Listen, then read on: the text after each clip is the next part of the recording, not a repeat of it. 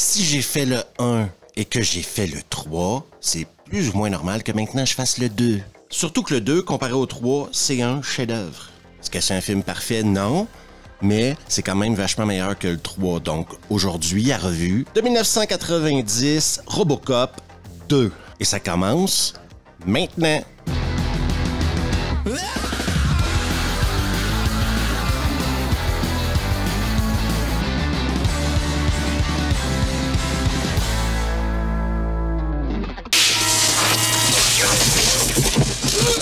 Le film commence par nous montrer que dans le futur, le crime ne paie pas. Parce que dans le futur, on pourra compter sur Magnavolt. Donc, quelqu'un qui veut voler ta voiture va se faire tuer par ta voiture. Mais bon, les nouvelles continuent et on en apprend beaucoup plus sur la drogue Nuke. Moi, je l'ai toujours dit, la drogue, c'est mal. La plus additive de toutes les drogues de l'histoire. Un fléau. Et Nuke, ça vient aussi avec une secte, OK? Parce qu'il fallait mettre une secte là-dedans. Et le chef de la secte, c'est Caïn. L'homme moderne veut le paradis.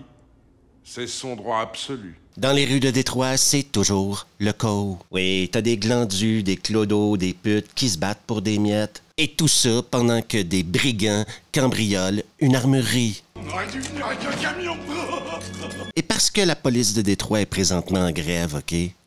Un seul homme peut les arrêter. 50% homme, 50% machine, 100% flic, Robocop. Et là, il va facilement arrêter ces gars-là parce que c'est des gars qui ont rien à faire à se battre contre Robocop. Quoi, il savait que c'était déjà perdu d'avance.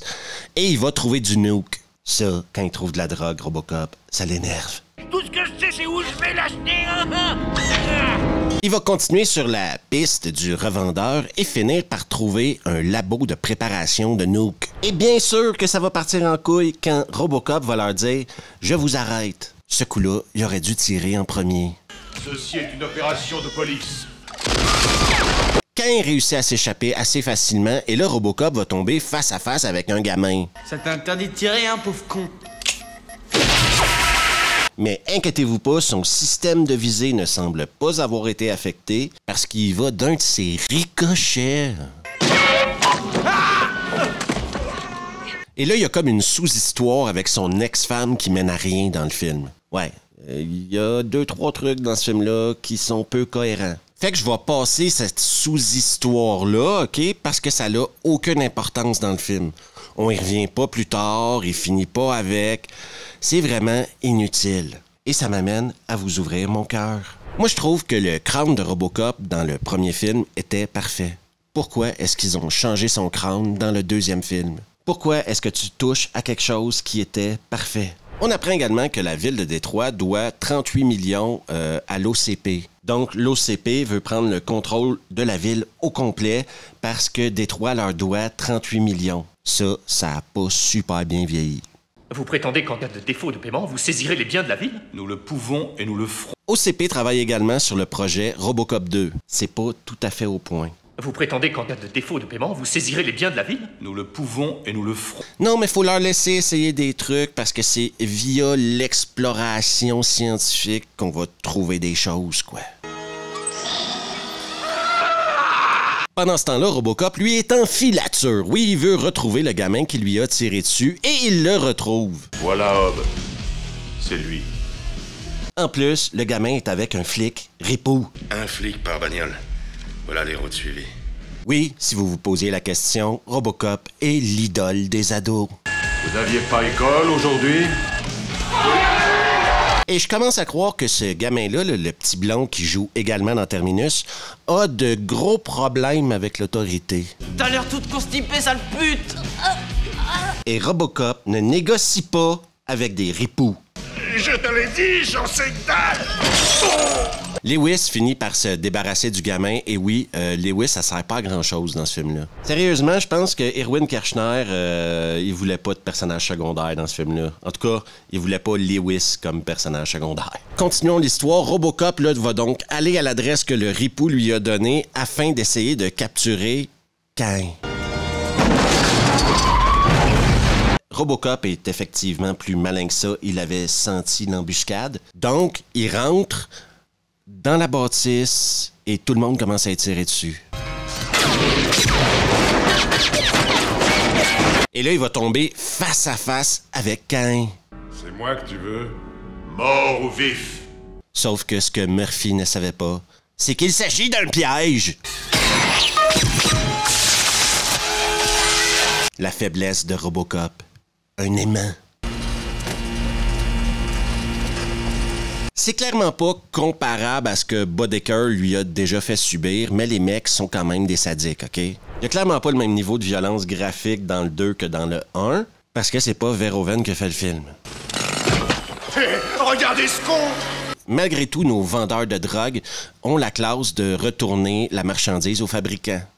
Dis donc, il en a pris pour son matricule. Moi, je vous le dis, là, je préférais le costume Robocop du premier film. Là, ils ont comme mis un genre d'effet bleuté mauve sur le costume. Et j'irai pas jusqu'à dire que ça m'énerve, mais j'aime pas ça. Non, c'est une autre chose qui était parfaite. Pourquoi tu touches à quelque chose qui était parfait? C'est difficile de pas faire de comparaison entre la réalisation de Verhoeven et la réalisation de Erwin Kershner. Parce que Verhoeven nous montrait la violence, nous montrait le sang. Il avait pas peur d'aller au bout de son idée. Kershner, lui, PG-13, quoi. Chez l'OCP, maintenant, il y a une psychologue qui a l'idée de génie de prendre des psychopathes au lieu de flics pour mettre dans des robots. C'est clair qu'on n'aura pas de problème avec ça plus tard dans le film. Des maniaques! Vous avez des jugements de valeur de petits bourgeois. Là, ils vont ramener Robocop dans les bureaux de l'OCP pour essayer de le réparer. Sauf que ils ont comme une rencontre de citoyens ou de je sais pas quoi, mais on essaie de te faire croire qu'ils vont essayer de transformer Robocop en hippie qui pue. Ne pourrait-on faire en sorte qu'ils rappellent aux citoyens leur devoir de protéger notre environnement? Donc Robocop, le lendemain, est de retour au boulot. Mais quel Robocop? Ça, c'est une bonne question. Quel est l'homme derrière la machine? Qu'ont-ils fait à cette machine? Il fait beau ce matin. C'est du gâchis de rester enfermé. Et moi, je vous le dis tout de suite, Robocop version débilos, ça va pas le faire. Jamais les bons enfants ne disent de grossièreté. À l'époque, ça faisait de la peine à regarder et ça fait encore de la peine à regarder ces scènes-là de Robocop en hippie. Encore aujourd'hui, je suis sous le choc. Merci de ne pas fumer. Quand on va revenir au poste, on va tout comprendre. C'est que OCP a changé son programme et maintenant, il est devenu un Robocop inutile. Ils ont fait entrer toutes ces conneries dans son programme. Le truc, c'est que Murphy, il peut pas vivre avec ça. Mieux vaut mourir que de croire dans la paix et l'amour. Grâce à ce choc électrique, le porte-étendard de la violence est de retour. Robocop, comme on l'aime. Pourquoi? Qu'est-ce que tu veux, Murphy? Caïn. Et laissez-moi vous dire que Caïn va moins se la péter quand toute la police de Détroit va se pointer à son labo. Un autre truc bizarre que je comprends pas de ce film-là, c'est de ne pas avoir ramené la même musique que dans le 1. Encore une fois, on change un truc qui était parfait. On a le droit ensuite à une poursuite entre Robocop à moto, oui, il monte sur une moto, et Caïn dans un blindé. Comme vous pouvez l'imaginer, ça se termine très mal pour Caïn. D'ailleurs, il va se retrouver à l'hôpital entre la vie et la mort. Et c'est là où la docteure de l'OCP va décider qu'il est le parfait candidat pour son expérience. C'est sûr qu'un psychopathe accro au nuke est le meilleur candidat possible pour mettre son cerveau dans un robot. J'ai bien peur qu'on ait perdu notre patient. Oui, il vient juste de mourir. Donc maintenant, on a un Robocop 2. Comment le rendre efficace? Eh bien, c'est en lui promettant du nuke. Oui, elle lui promet de lui donner de la drogue s'il va faire des missions pour elle. Je vois tout de suite que c'est une relation qui risque d'être problématique, moi. J'exige avant que tu t'acquittes d'une mission. Maintenant, on rencontre le gamin qui, lui, veut racheter la dette de la ville de Détroit au maire afin que le maire légalise le nuke. Est-ce que c'est une sous-histoire un peu coconne? Oui. Alors, 50, ça suffira? Comme vous l'imaginez, l'OCP peut pas se permettre que des vendeurs de drogue rachètent la dette de Détroit. Donc, ils vont envoyer le robot, Robocop 2, tuer le gamin et le maire de Détroit. Parce que si OCP veut quelque chose, ils ont le droit de tuer un maire. Alors, 50, ça suffira? Le robot, il est correct, quoi. Caïn, c'est OK.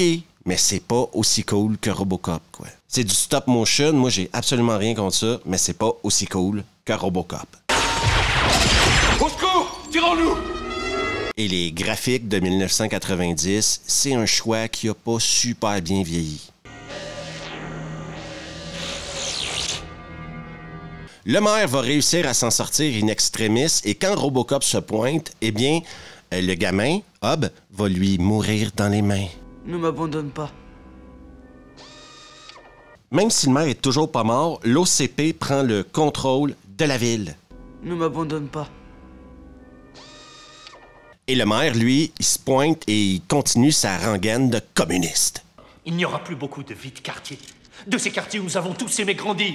Et là, le boss de l'OCP va montrer Robocop 2 à tout le monde, en disant qu'ils vont en vendre tellement qu'ils vont construire une usine à Détroit pour les fabriquer. Sauf que, OK, et c'est un énorme sauf que, il va avoir une canne de nuke dans les mains. Et là, tout d'un coup, le robot, il veut sa drogue, quoi.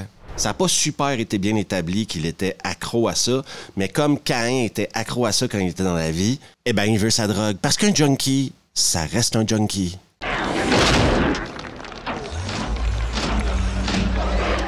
Robocop se pointe et il n'aime pas les junkies. Et il aime encore moins les robots qui essayent de lui voler son travail. Donc, fusillade. La sortir d'ici, vite! C'est suivi d'une baston.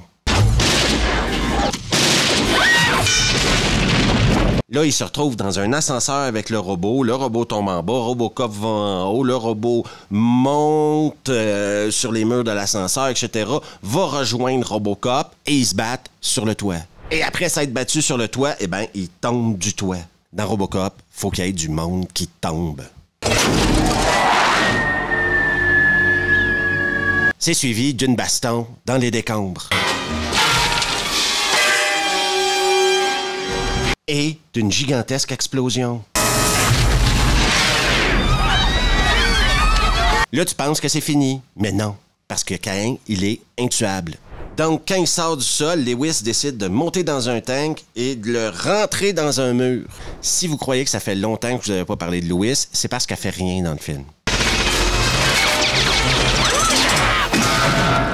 Robocop, lui, va amener de la nuke. Il va dire, bon, c'est bon, on va le calmer, là, on va lui donner sa nuke, il va arrêter de nous faire chier. Sauf que Robocop ne va pas endosser l'utilisation de drogue. Ça, c'est hors de question. Même s'il lui a donné sa nuke, en réalité, c'était un piège. Oui, parce que dès qu'il va prendre sa nuke, Robocop va lui sauter dessus. Et comme un sauvage, il va lui arracher le cerveau et le système nerveux. Regarde bien.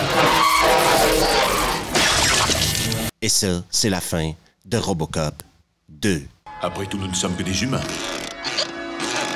Le réalisateur de Robocop 2, si vous ne le connaissez pas, c'est Irwin Kershner. Irwin Kershner est surtout connu pour avoir fait L'Empire contre-attaque. Probablement le meilleur film Star Wars. En tout cas, selon mon opinion. Le truc, OK, avec Irwin Kershner, c'est que c'est pas Paul Verhoeven et que le concept Robocop fonctionne à 100% quand c'est Paul Verhoeven qui réalise le film. Robocop a un peu la même maladie que la saga Predator.